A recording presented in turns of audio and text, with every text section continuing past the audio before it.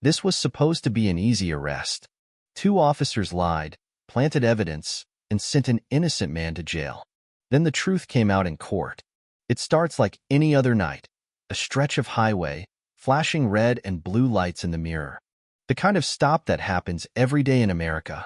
Jamal Carter pulls his car to the side of the road, keeping both hands on the wheel. He's been through this before. Too many times. He exhales, watching the two officers in the cruiser behind him take their time. They're talking, smirking. Then the doors swing open. Officer Ryan Hendricks leads the way. Mid-40s, built like an old linebacker, with the kind of arrogance that comes from knowing he runs this town. Behind him, his partner, Officer Brett Langley, a younger cop, but just as bad, maybe worse. Jamal doesn't argue, doesn't ask questions. He just hands over his license and registration. He knows how this goes. Where are you headed? Hendricks asks, flipping through the documents like he's looking for a reason to be offended. Home. Where's that? Chicago. Langley leans in. Bit far from home, aren't you? Jamal doesn't answer. He knows what's happening. They're stretching this out, feeling him out. Mind stepping out of the car for me? Hendricks says. But it's not a request. Jamal glances at the dash cam in their cruiser, already recording. He could refuse. He has that right. But he also knows how that plays out. He steps out. Hendricks pats him down, taking his time. Then Langley starts searching the car, without permission. Jamal keeps his mouth shut, eyes forward. Then, like clockwork, Langley straightens up, holding a small bag of powder between his fingers. A smug grin spreads across his face. Well, well, Langley says, shaking his head. Guess we got ourselves a problem. Jamal doesn't flinch, doesn't blink. Inside, his mind is racing. He knows that bag wasn't in his car. Hendricks just sighs, like this is another routine cleanup. Shame. You had potential. And just like that, the cuffs are on. Tight. Unnecessary. You're done, boy, Langley whispers, shoving Jamal toward the cruiser. Jamal exhales slowly, biting back his reaction. They have no idea who they just arrested. But they're about to find out. Inside the station, it's the same old routine. Paperwork, fingerprints, a cold metal bench. Jamal sits in the holding cell, hands resting loosely on his lap. No panic. No anger. Just patience. On the other side of the bars, Hendricks and Langley share a laugh over stale coffee. Another one bites the dust, Langley mutters, stirring sugar into his cup. Hendricks leans against the counter, stretching like he just wrapped up a long day's work. Probably thought he was going to talk his way out of it. He chuckles. They always do. They don't even look at Jamal. To them, he's just another number. Another easy win. But Jamal? He's waiting.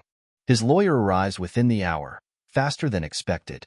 Tall, composed, and dressed in a sharp gray suit, Malik Richardson walks in like he owns the place. He barely acknowledges the officers, heading straight for his client. Jamal, he says evenly. You all right? Jamal nods. I'm good. Malik turns to Hendricks and Langley, his expression unreadable. You boys have an airtight case, I assume? Langley smirks. Oh, it's locked down. We got the drugs, we got the body cam footage, and we got his prints. Malik's gaze sharpens like he's just heard a bad joke. His prints? Hendricks shrugs. All over the bag. Malik exhales, rubbing his chin. Right. He glances at Jamal, who remains calm. Too calm. The kind of calm that should have made these cops nervous. But they don't see it. Not yet. Instead, Hendricks tosses a file onto the desk with a smug grin. We'll see you in court, counselor.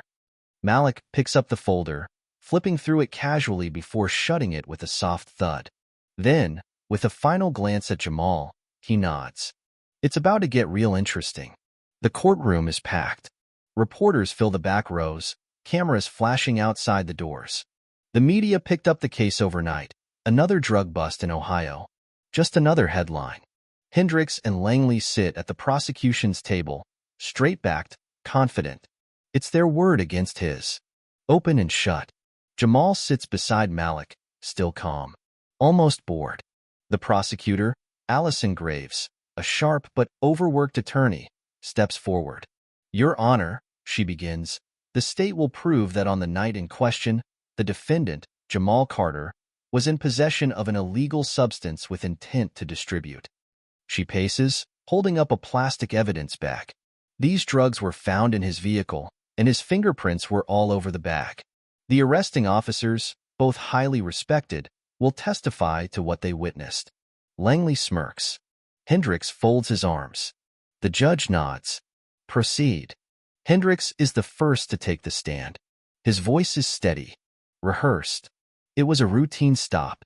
The suspect was acting suspicious, so we searched the car. That's when we found the drugs. Malik watches him closely. No notes. No reaction.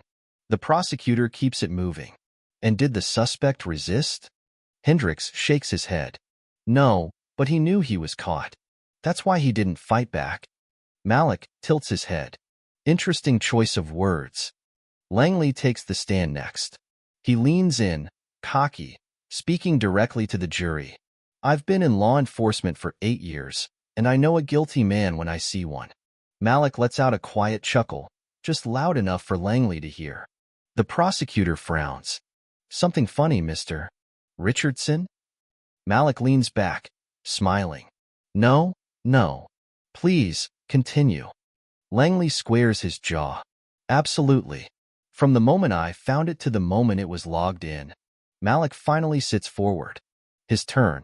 Officer Langley, he starts. You've made a lot of arrests in your time, haven't you? Langley nods. Yes. And in all those cases, have you ever made a mistake? Langley shifts slightly. I do my job right. Malik smiles. I see. So tell me, when you searched my client's car, did you have probable cause? Langley blinks. He was acting nervous. Did he refuse to comply? No. Malik nods. And yet you searched the car anyway? Without consent? Without a warrant? Langley's jaw tightens. We had reasonable suspicion. Malik turns to the judge. Your Honor, I move to suppress the evidence on the grounds of an illegal search. The courtroom murmurs. Hendricks shifts in his seat. The judge sighs. Noted. Mr. Richardson, continue. Malik nods. Then he picks up the evidence bag. You said my client's fingerprints were all over this bag. Langley nods. Correct. Malik raises a brow. And yet, his prints weren't found inside the bag. The jury perks up. Langley blinks.